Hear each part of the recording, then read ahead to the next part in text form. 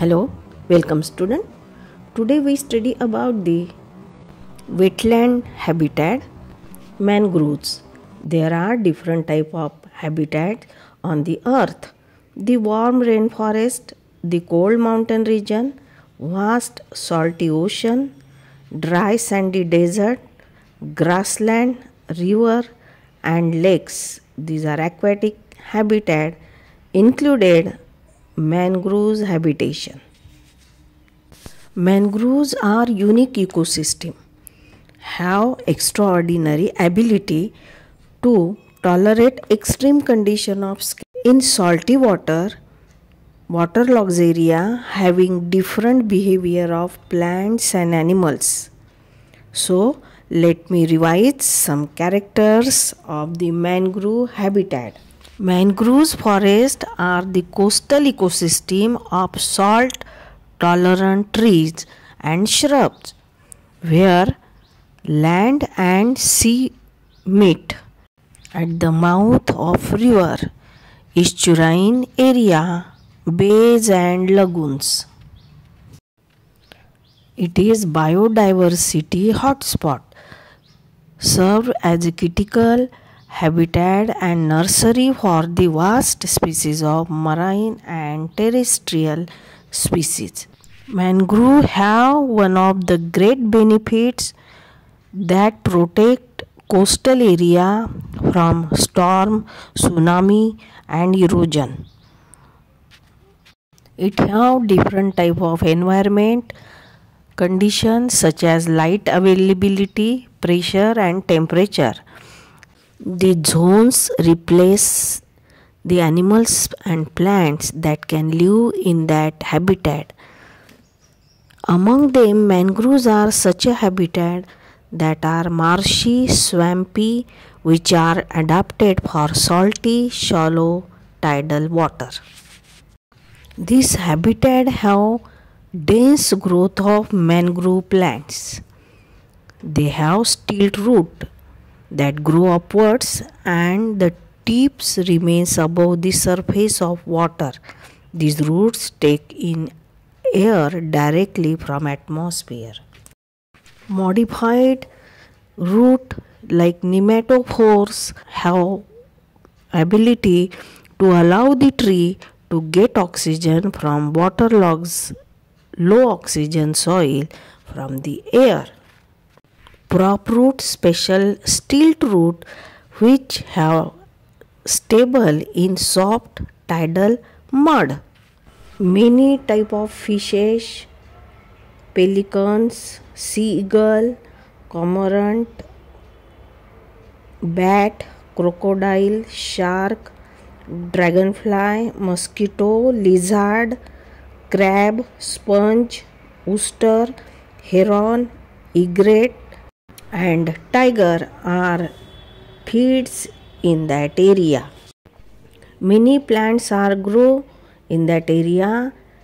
Plants are sundari, it means Heritira forms, Avicennia alba, Avicennia officinalis, Rhizospora species and Acanthus species.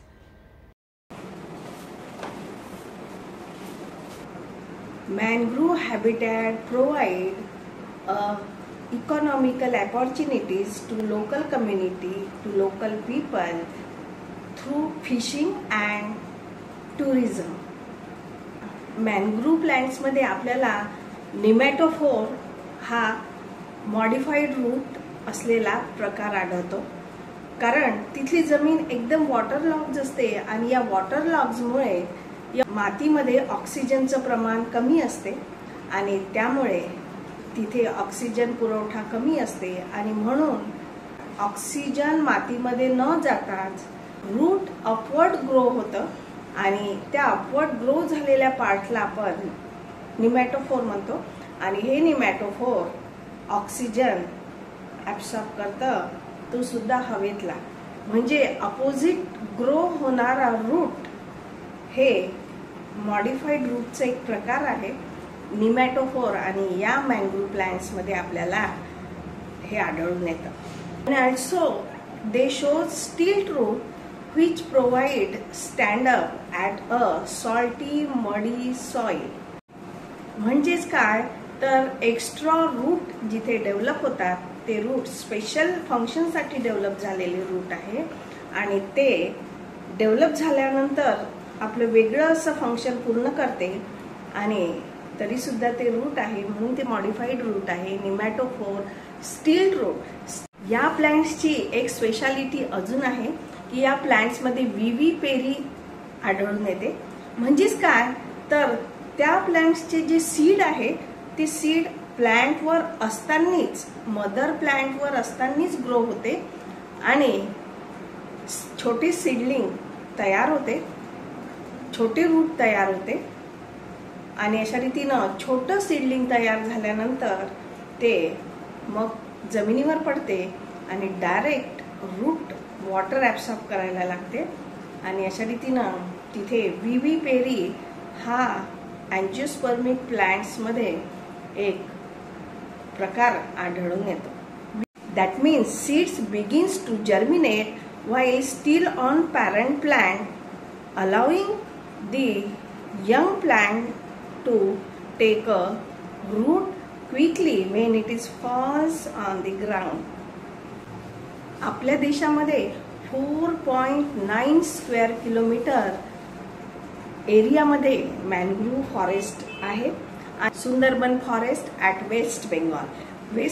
त्याचप्रमाणे कृष्णा गोदावरी नदी जो delta area आहे आणि तो डेल्टा एरियामध्ये सुद्धा मॅनग्रोव्ह व्हिजिटेशन दिसते.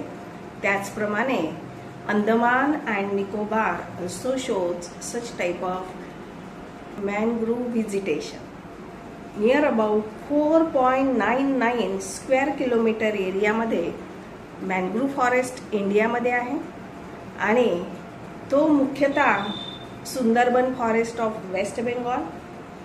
त्याला सुंदरबन वेस्ट बेंगालमध्ये सुंदरबन असं म्हटलेलं आहे कारण तेथे सुंदरी नावाच्या झाडांची संख्या सर्वात जास्त आहे आणि त्या झाडांवरून त्याचं नाव पडलेलं आहे सुंदरबन मॅनग्रोव्ह फॉरेस्ट. मॅनग्रोव्ह फॉरेस्टचा अजून एक बेनिफिट आहे. तो कुठला तर जेव्हा सुनामी किंवा स्टॉर्म येत असते तेव्हा मॅनग्रोव्ह फॉरेस्ट त्याला बॅरियर सारखं काम करतं, त्याला अडथळा आणतं आणि त्याची जी स्पीड आहे स्टॉर्मचा जो स्पीड आहे किंवा सुनामीला बॅरियर करण्यामध्ये त्याचा उपयोग होऊ शकतो. म्हणजे it protects to local community also. Mangrove forest are a habitat of many fishes and animals, birds also. हे खूप सारे प्रकार आहे मराईन ॲनिमल्स आणि फिशेसचे जे फक्त मॅनग्रोव्ह एरियामध्येच त्यांचं रिप्रोडक्शन होऊ शकतं. जर मॅनग्रोव्ह डिस्ट्रॉय होत असेल तर त्यांचं हॅबिटॅट हे नष्ट होऊ शकते. मग मॅनग्रोव्ह नष्ट कशामुळे होत आहे तर टुरिझममुळे, हॉटेल्स आणि ब्रिजेस सर्व कारणांमुळे मॅनग्रोव्ह फॉरेस्ट कमी होत आहे आणि त्यामुळे बऱ्याचशा तिथले ॲनिमल्स त्यांची संख्या कमी होत आहे. Tiger is one of the most endangered animal in our country. So, thank you very much. Bye bye.